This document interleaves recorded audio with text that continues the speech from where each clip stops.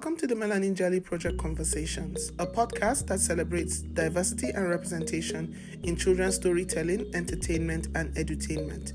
I am the host, Olunosen Louisa Ivaze. On this podcast, I chat with authors and creators of children's books, entertainment, and edutainment.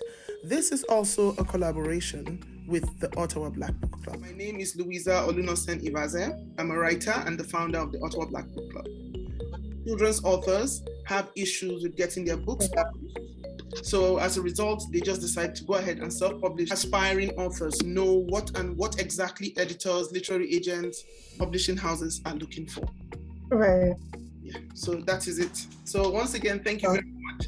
So I found your name on the official manuscript Wishlist website. Mm-hmm. So first of all, I know that you are the associate editor at Feiwel and Friends of Macmillan. And yes. One of the things you said you were looking for is retellings. Yes. So I wanted to talk about retelling.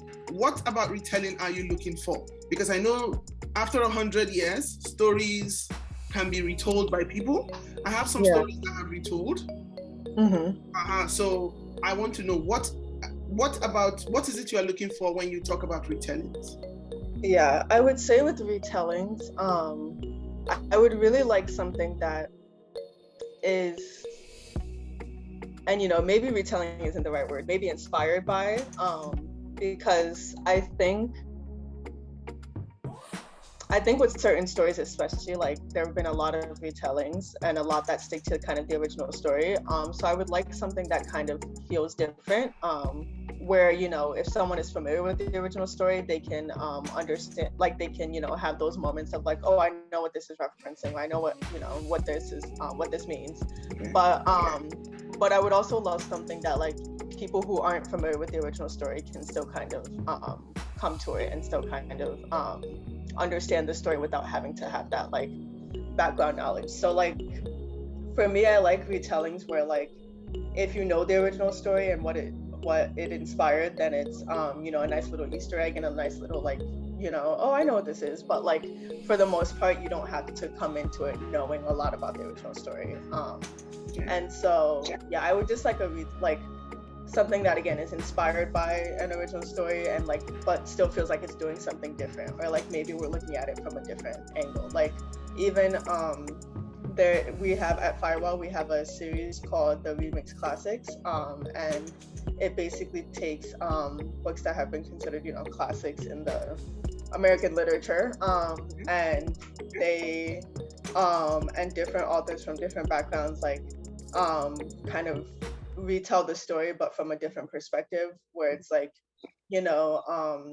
maybe Frankenstein is a trans man, or like maybe like maybe Romeo and Juliet are two gay boys or something. Like again, something that like still is inspired by the original and true to the original, but like still brings something different, a perspective we haven't seen before. Okay, it's like what you've explained, you need something unique, something that is still in line with the original story. Yeah, something that like people who know the original story can come and say like, oh, this is true to the original, or like again, even if it's like this has the same themes of the original, or this deals with the same like emotional aspect or emotional arc of the original, but at the same time isn't such a close like here's exactly how this went. Like it's just like something that doesn't feel like it's the same exact story, just with different character names or like in a different setting. So something that still feels like, okay, like this is bringing something new. Because I think amongst like there have been a lot of like, for example, Cinderella retellings, a lot. So to the point that I don't know if I necessarily want to see one. It would really depend on how it's done.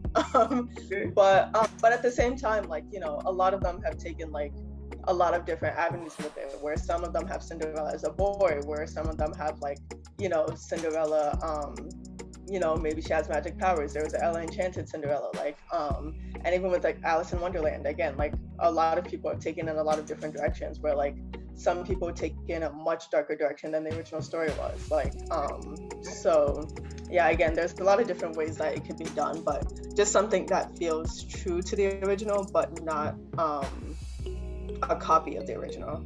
Okay, because I noticed that with stories like Hansel and Gretel and Red Riding Hood, there have been a lot of Gothic retellings of those stories. Yeah.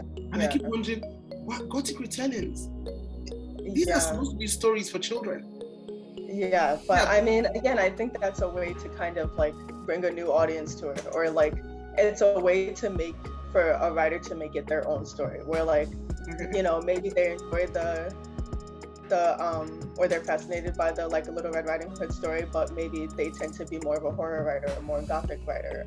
And so this is their way of making it, you know, their own. Or like, you know, if there's an author who is more of like a fantasy, epic fantasy type of writer, like, you know, maybe they'll take a fairy tale and like kind of make it more of an epic fantasy. Like, so yeah, it's just about finding a way that makes it feel unique to you, like makes it feel like this is in your own voice style. Okay, so for young adult books, what are you looking for? What will Feiwel and Friends be looking for a young adult book? Or as an editor, what would you be looking to? I mean, what kind of submission would you receive in your email and go, wow, I want to reach out to this author? What kind of submission? Yeah, so I would say that for Feiwel and Friends in general, we tend to do very commercial books. That is from that is from picture books to middle grade to young adult. We also do graphic novels, and we also do we do mainly fiction, but we do some nonfiction. For me personally, I mainly do middle grade and young adult. I don't officially acquire picture books or graphic novels just yet. That may change in the future. And I mainly do contemporary stories, so like stories that are set in our world, feel like, you know, they're taking place today. But even within that, like, I enjoy romance. I enjoy stories where, you know, there's a lot of tension and yearning between the characters and a lot of slow burn and like, you know, when will they get together? I love that.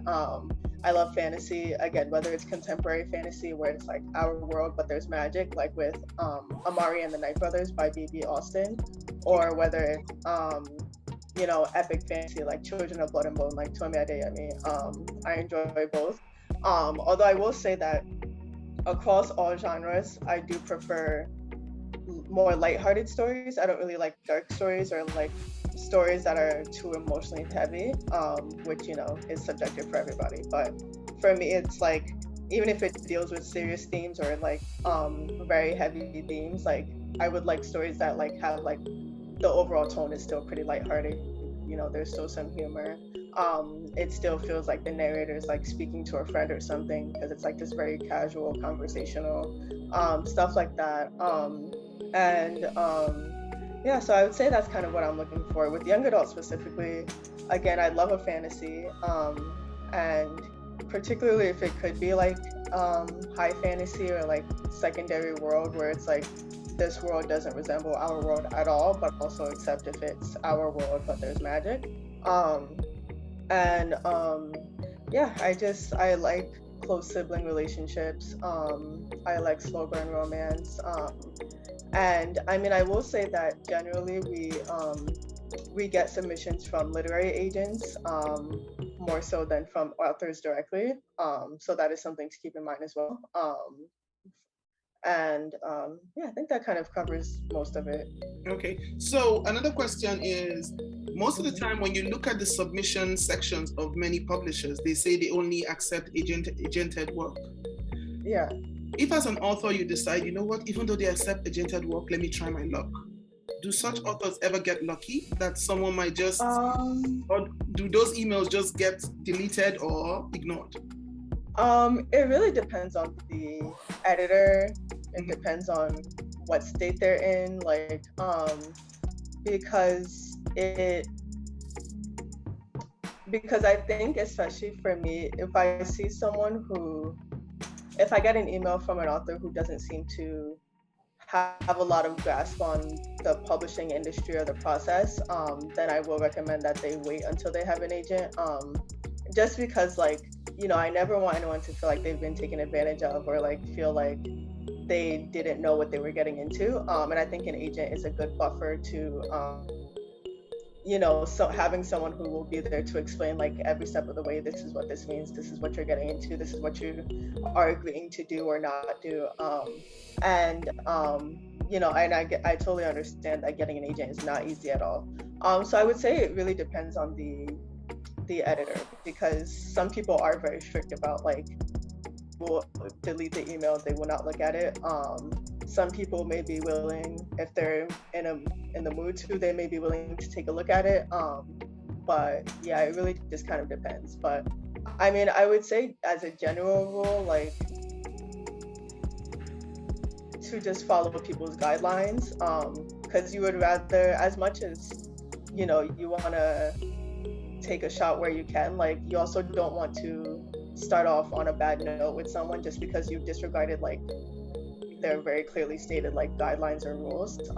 So yeah, but again, I understand it's tough getting any stuff. Okay, so sometimes when an editor, let's say you receive a submission that is not in your line of interest, do editors tend to refer manuscripts to other editors? It's like saying, oh, this is not really my thing, but I know ABC acquires this kind of books. That happens sometimes. Yeah, like there are editors on my team that like I've had editors like email me and say, hey, like, I'm not really looking for like contemporary romance right now, but I know that you are, so like, here's this submission, or like, I know that you love like whimsical middle grade, so this might be something you're interested in.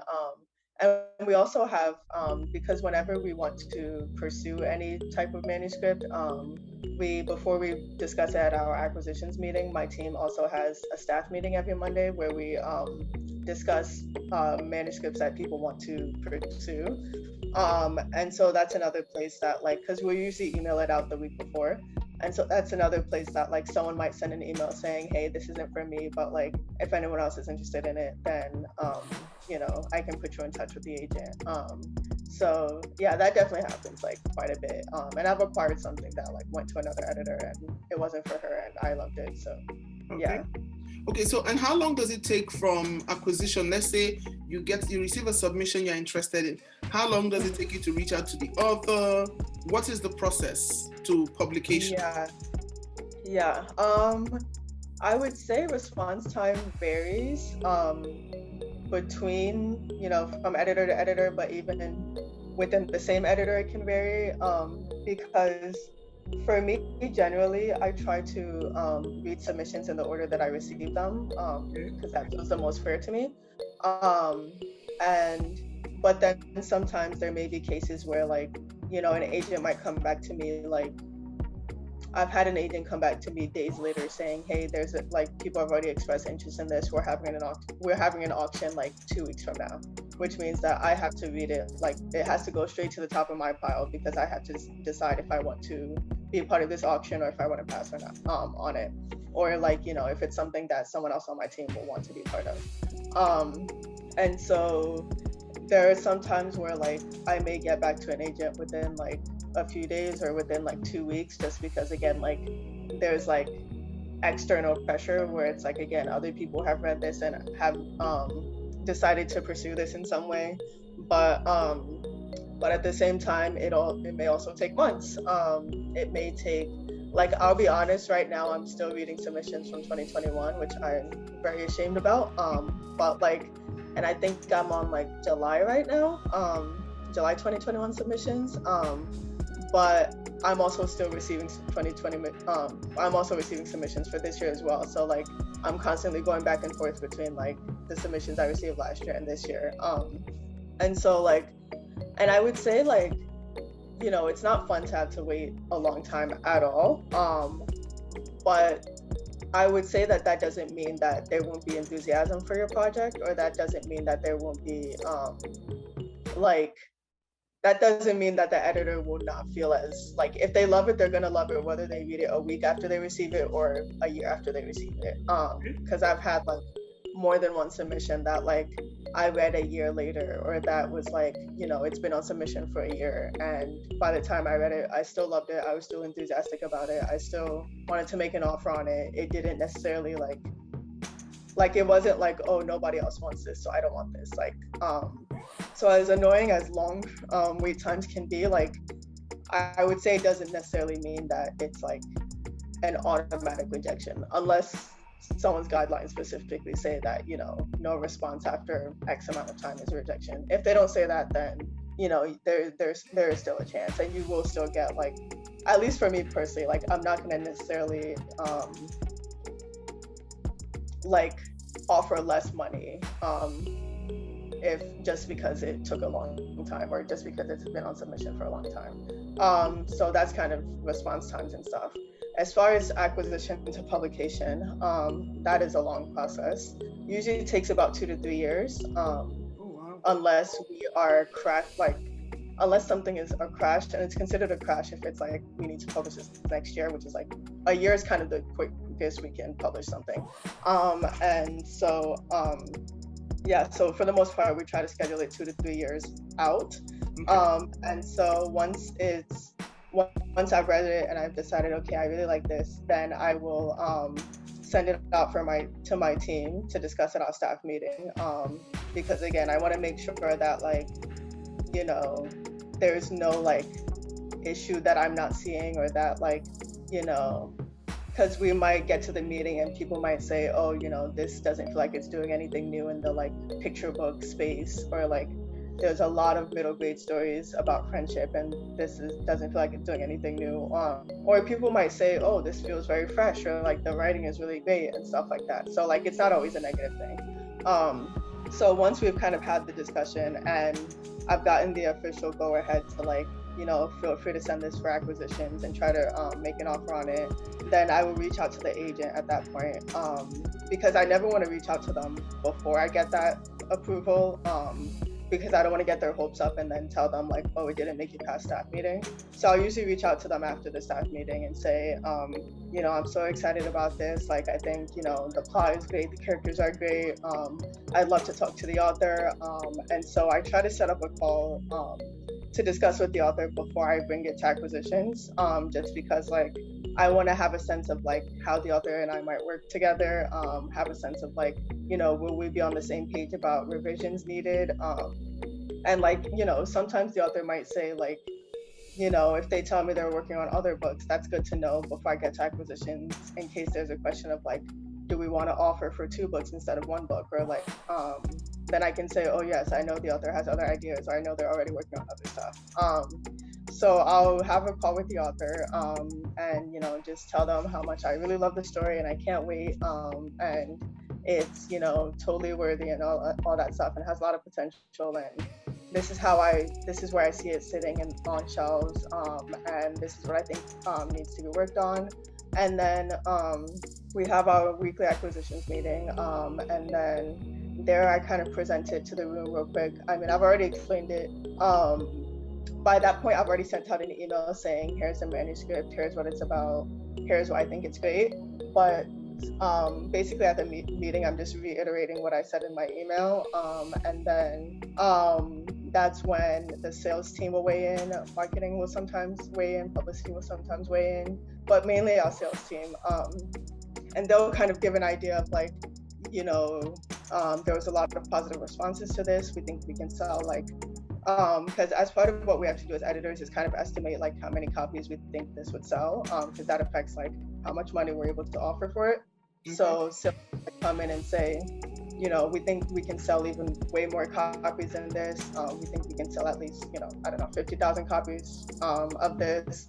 Or they might come in and say, I think it'll be hard to get to these numbers. I think it'll be hard to sell even this number because of, X, Y, and Z.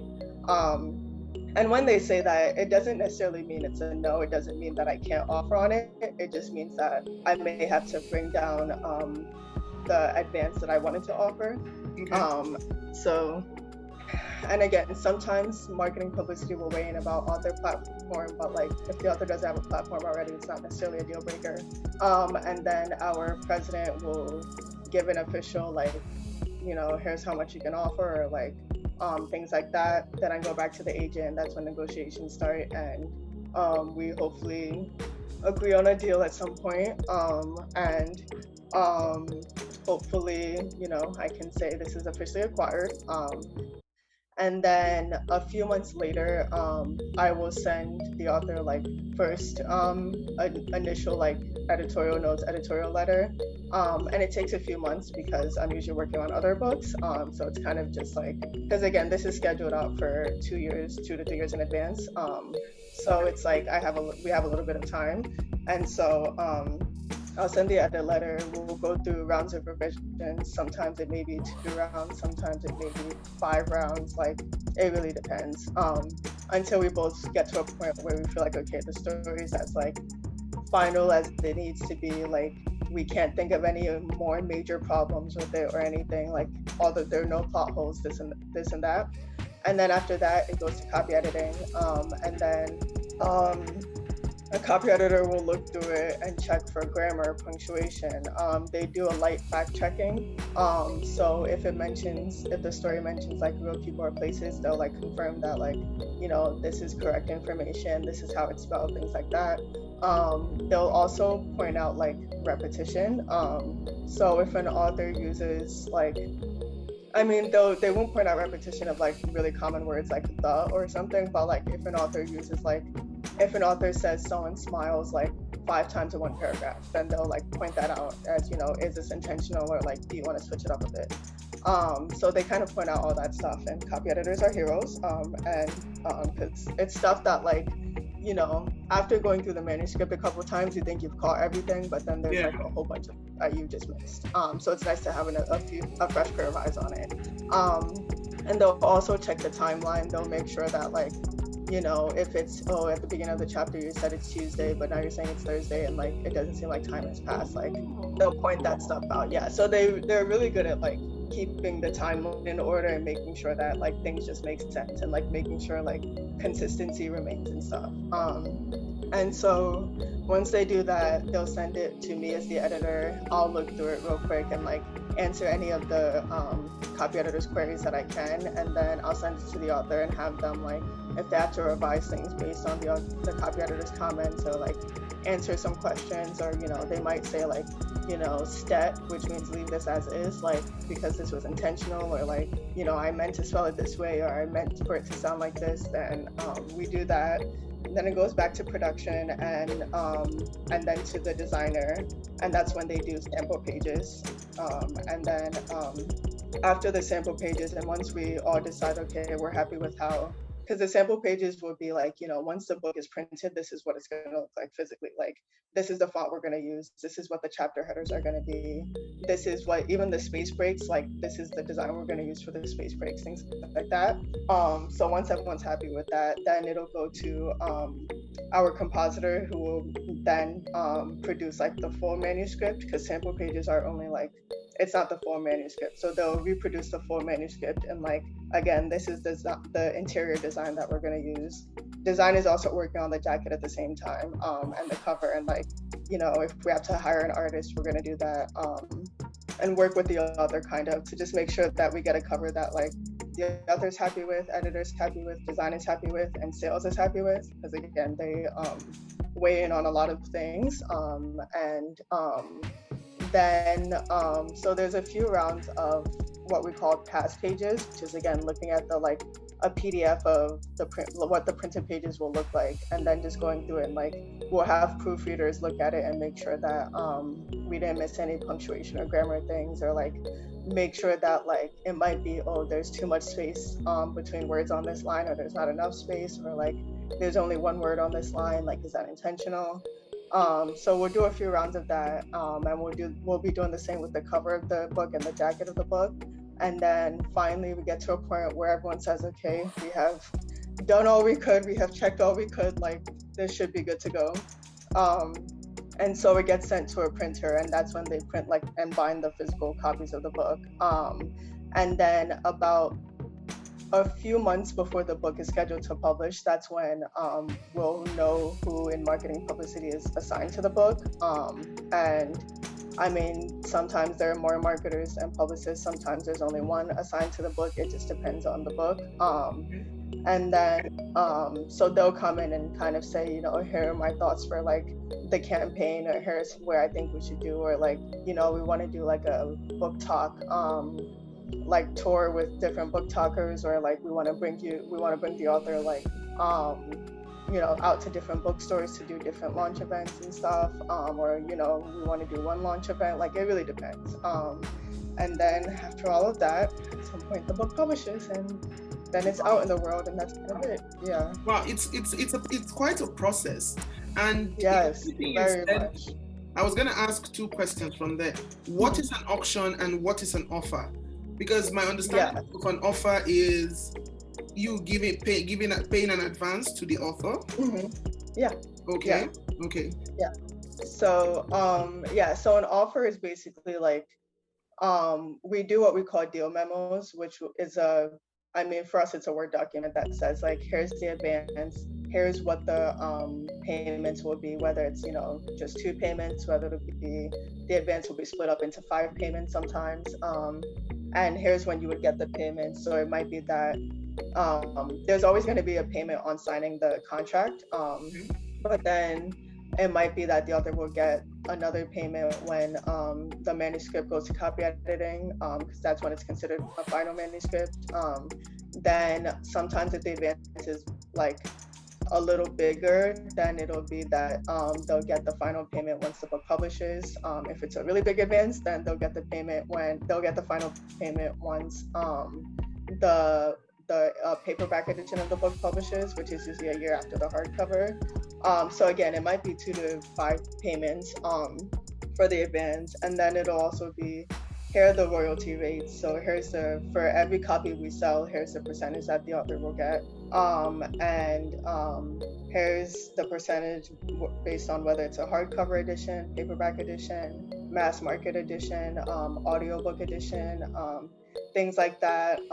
It also talks about like translation rights, if we have that, or if the author's keeping that, and other sub rights like film, TV, we usually don't get. Usually the agent prefers to keep that, and things like that.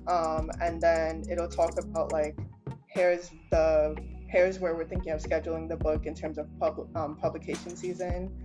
It'll talk about, here's when we would need the final manuscript on this date, and, you know, if the author writes another book that's like, let's say this is for like a contemporary romance, so it might say we have it's called an option, and basically it's like the next contemporary romance that the author writes, we get to look at it first before it's sent out to other publishers. So that's that. And then if it's a multi-book deal, it also break out how that will work and how payment for that will work. So that's an offer, basically. It's just saying, you know, here's what I'm willing to give you, and stuff like that. And then, you know, negotiation happens with the agent. In terms of an auction, though, that is basically when there's more than one editor interested in the project. And it kind of depends on the agent, because some agents won't do like an official auction. They'll just say, you know, they'll set what's called a closing date, which is like, you know, by October 4th, I need any offer. If you're interested in offering, I need your offer in by October 4th, and then we'll make our decision based on that. Sometimes the agent will do an official auction, which is that, you know, there's enough people interested in this, or it might be there's 2 editors interested in this, it might be there's 10 editors interested in this. But the auction will happen on, let's say, October 4th. And then they will also explain what the rules of the auction are, because sometimes there will be what's called a best bids auction, which is that you send your best offer, no other chances, one time to wow us. And then, but sometimes they prefer to do what's called rounds, which is, you know, first round, you maybe don't send your best offer, but then the agent will kind of let you know, like, you were the top offer this round, or you weren't the top offer, or like you didn't make it into the next round. And then it'll just keep going from there until they have one person that they decide this is the offer we like the best. Okay. So in regards to the offers, is there a fixed amount, or is the offer based on what the estimate they think they will make from the sales? It's the second thing, because I mean, there are certain things that are kind of standard, like the royalty rates are our royalty rates are pretty standard, and what are the royalty rates? 10 or 15%? I don't know if I'm allowed to say, but it's less than 15%. Okay. 15% is very, very rare to get. That's at 15%. I know 10%. I know 10% is a standard. It's within that. Yeah. Okay. Yeah. I mean, what we do is like escalation. So it's like the first 50,000 is a certain percent. The next, up to 100,000 is a certain percent, and then after that is a certain percent. But yeah, 15 is like if this is like a best-selling author or like a celebrity or something. Very, very rare. Yeah. So some things are standard, but like for the most part, it's really largely based on like this is how many copies of the book we can sell, where it might be that like, and it also depends on the size of the publisher too, because if it's like a smaller press or like a smaller publisher, they're not going to have as much money to offer as an advance, so the advance might range from like 8,000 to 15,000 for a novel, but for like a debut novel. But if it's a bigger publisher, and of course there's exceptions to every rule, but like then, and if we think we can sell enough of it, then the advance might be like 50,000 for a novel, or it might even be up to 500,000 for a novel. Like, wow. And it also does depend on the author, because again, if this is like a best-selling author who has like a great sales track, then they're gonna get a lot more money than if it's like a debut author, like the J.K. Rowling's and all of that. Yeah. Or okay. The Stephen King's, like they're like. Yeah, because when you mentioned the amount, sorry to interrupt, when you mentioned the amount, I remember my very first book was published in 2005. I think that publisher, and I remember for that book, they gave me a dollar, and they said, this is a significant dollar. Yes, $1 was what they said. But then I was doing my postgrad, first book coming out, I was in my 20s, I was just excited. Ooh, I'm gonna get published. Then it turned out to be a very unhappy, I was stuck in a 7-year unhappy contract. Yeah, they didn't get my books into bookstores. And then, the social media wasn't what the marketing wasn't. It wasn't. So I kept seeing the book on, I think then Amazon wasn't even popular, it was eBay that was popular. Oh, wow. I see the book online, and I would go to bookstores. I lived in England at that time. And I didn't understand why I couldn't find the book in bookstores. So I wrote to them, and what they said to me was, send us emails of your friends and relatives. Yeah. And then you to order author copies. And I realized that the emails they sent to them, they were encouraging them to order copies.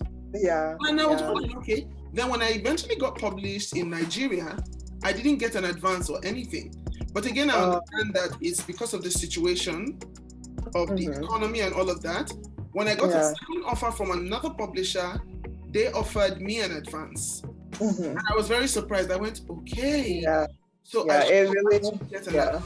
Okay. Yeah, it really depends. But usually with traditional publishing, you usually will get some kind of advance. Again, not all the time, but like usually you do. And again, it depends on like, is this the debut author? Is this an author with maybe like the sales track isn't quite where we hoped it would be. And that's not necessarily always a bad thing, because sometimes it might be like the sales track isn't where we want it to be, but we feel like this idea is commercial enough, or like we'll sell a lot, and so we can still offer higher, or if it's a best-selling author, or if it's like just something we think we can sell well. But yeah, advance is really just kind of so the offer. So the advance offer, is that deducted from the royalties the author will eventually get? So the author will not start receiving royalties until it's called earning out the advance. So until they earn out, or until the book earns out, like where it's like, okay, we paid you $50,000, and now we've sold $50,000 worth of copies. Now you can start getting royalties. What are the chances of a published book getting acquired by the traditional publisher? What are the chances? It really depends on the editor, I would say, and on the company. Because there are cases where it might be, okay, this book was self-published, it sold really, really well, so we want to repackage it and publish it. It might be that this book was self-published, it didn't sell very well, and so we don't want to acquire it and repackage it because we don't think we can sell it any better. Or it might be, I mean, some agents and editors are willing to take on a book that was self-published before. Like, it kind of really differs. But I would say that from what I've seen, it seems like it's a little tough to have a book that was already published, like, republished by a publisher. Not impossible, but it seems like generally, like, you know, they might acquire the author who was previously self-published, but they may not necessarily republish a book that they already, like, self-published. Okay. And then what are the chances writers like us, you know, like me, if I want to write, I believe in the authenticity of a story. So I'll be telling a story about either Nigeria or the African continent, because I don't want to lose the essence of my story. So what are the challenges? Yeah, because I remember I had this editor/literary agent I had been going back and forth with. This was years ago. This was 2004, and she was saying to me that, Louisa, I like your novel. The problem and the challenge is I don't know how to market it. Yeah, she said. And so that's the challenge. Yeah, and that is something that, like, unfortunately still comes up sometimes, where, because that's the kind of the main question when it's about, you know, whether representing someone as an agent or acquiring someone as an editor, is like, can we sell this book? Like, and if we think we can, how would we sell it? How would we market it? Like, you know, will we say, you know, this is a contemporary romance for fans of, like, To All the Boys I've Loved Before? Like we have to have an idea of how we will sell it. And that's even sometimes, like, I've had to pass on submissions because I'm like, I don't know, like, how I would market this, or, like, what the hook here is. So unfortunately, those challenges still exist. And I will say that it seems to be getting better for authors from marginalized communities, because I think there's more of an effort to acquire them, and an effort to publish them authentically. But, you know, like a lot of progress, it takes time, and it's kind of slow moving. So I would say it's getting better, but, you know, that doesn't mean that, like, there won't still be the agent saying, like, oh, I don't know how I would sell this, or, like, you know, I couldn't connect with the voice or the characters or something like that, just because it's, like, a character from a different background from them. But I will say, I think there are more people are aware of how it's a problem, and, like, trying to, like, combat that and, like, do better, I think. Okay, so the challenges basically is how to market these works to the world. Yeah, because the challenge is more so not necessarily that it's challenging to market them to the world, but more so, like, can the editor or agent, like, see a way to market it? Like, can we see where it would sit on bookshelves? Like, if someone were to go into Barnes and Noble, where would they find this book? Yeah, because Amanda's books are out there, and I know that last year I saw that her children's book is coming out called I think My Mother's Scarf. I don't even think she's written it, but they're already talking about it. Yeah. So it's like, and someone like Chimamanda, because she's a best-selling author and, like, consistently a best-selling author, then, like, they're gonna be talking about it way in advance, because they want to, like, drum up interest and make sure people know about it. But yeah, so it's just more so, like, a question of because the thing is with this industry is that so much of it is so subjective, and so based on, like, each individual. Like, two editors might read something and one might decide, oh, I really love this, the main character felt so relatable, like, this and that, and then the other might read it and be like, you know, this main character is not relatable, like, or, like, I couldn't, like, connect with them, or like I couldn't, like, I didn't find myself caring about like what they were going through and stuff, or the emotional aspect wasn't there.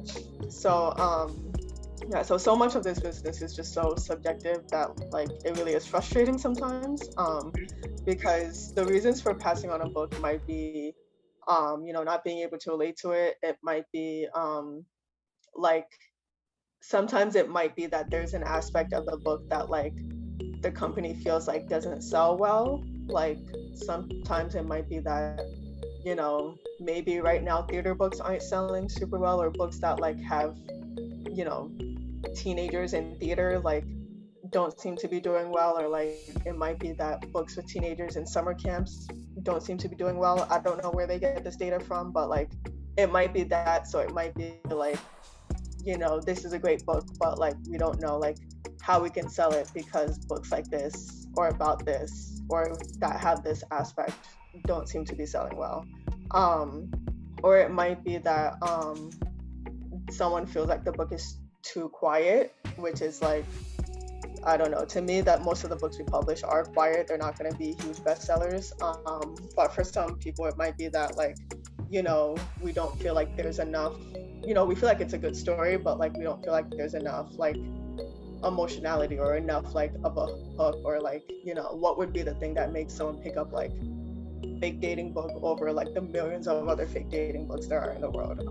So like yeah, it's really just, again, sometimes a very subjective industry. Not sometimes, always really a very subjective industry. And yeah, for authors from marginalized backgrounds, yeah, I will say there's hope, but that doesn't mean there won't still be like very there won't still be microaggressions or just very frustrating moments. Okay. And so how do you think we can diversify our bookshelves? Because if we have these challenges, what do authors like us do? Yeah, I mean, I would say that and it's unfortunate that it like, partly is on the authors, because authors like shouldn't have to do anything necessarily about this. But I would say something that helps is really finding ways to support the authors that do get published, because what publishing looks at a lot is if something seems to be selling well, we will try to recreate it. So if when Angie Thomas's The Hate You Give came out, and it was like, wow, here's a Black girl, here's a story about police brutality, it did like exceedingly well. Then you saw a lot of other books crop up and get published and get acquired that were also about police brutality. So like I would say like, and again, supporting, I mean, if you can buy the book, that is very helpful, because people look at those numbers of books. Like even when we want to acquire anything, we look at what's called comp titles, which are like comparative titles, which are basically like, again, if this book were sitting on a bookshelf, what books would it be next to? Like, would it be if it is in the young adult fantasy section, like what kind of book would it sit next to? Like, is it more of like a Children of Blood and Bone type of fantasy, or like Amari and the Night Brothers type of fantasy? So when we think of comp titles, we look up sales numbers, because we have access to a system that like kind of gives us an idea of like how well something has sold. And so yeah, again, if you can buy the book, that's very helpful. But even leaving a review, borrowing it from the library, just hand selling the book, like, or selling it by word of mouth, like telling other people about the book and stuff like that. Like, so I would say supporting the books that already exist are very helpful. And then I would say also kind of participating in different types of like, on Twitter, there's like Twitter pitching contests. Like that's one way that some authors like find an agent. And if yeah. So there's like hashtag DVPit, which I think is once a year. There was one recently, it was hashtag Pit Black, which I think was PITBLK. So that was like last week, I think, and it was just people pitching, here's my book, within the confines of Twitter, and then agents, likes were supposed to be for agents. So if an agent liked the pitch, then that means like they're interested in seeing it. They want you to query them. If an editor, retweets were for editors. So like if an editor retweeted it, it meant they're interested in seeing it once it's on submission. So that's one way. And then you can attend conferences. That can be another way to kind of connect with editors and agents in the industry, or even at least have them see your work and get it in front of them. And they may say, because I know a number of editors who, like my manager, like she acquired one of her authors, like from a conference that she did, and like she read her work and like fell in love with it and said, like, once you have an agent, I want to buy this, or like, and sometimes an editor might help you, like they might say, I really love this, and like I can put you in touch with this agent who I think would be like, who represents this kind of work and stuff like that. So I'd say agents are tough. Agents are tough to get. I've been trying to get an agent since 2004.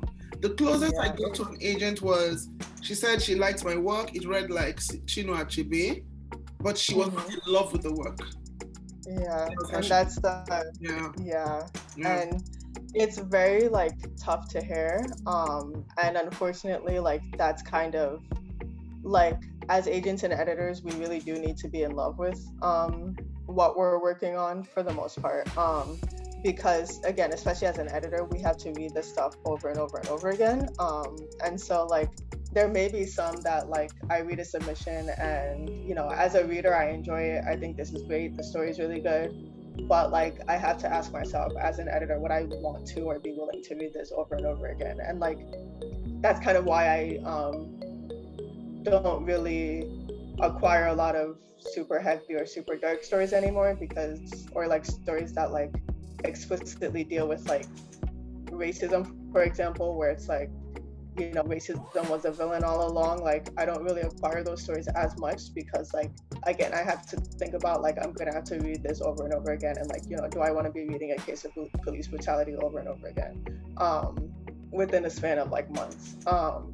And so getting an agent I know is like very, very tough. So like I would say like Twitter if somebody's on it, and if you're not on it, if it doesn't feel organic, then it's not the end of the world. But Twitter, manuscript Wishlist, conferences, and I think just trying to connect with people, because you never know like what's gonna be the thing, and like even like trying to get your work out there in terms of like maybe entering a short story contest, or like entering or submitting it for publication in a magazine or something, like because there are some agents who like they might read a short story and like go to the writer and say, hey, do you have an agent? If not, I'd love to represent you. So like it just kind of depends. Okay, well, thank you so much. This has been very, very, very informative. So I want to say a big thank you that you are not acquiring children's picture books. Picture books now. Okay, no. So yours is just strictly young adults.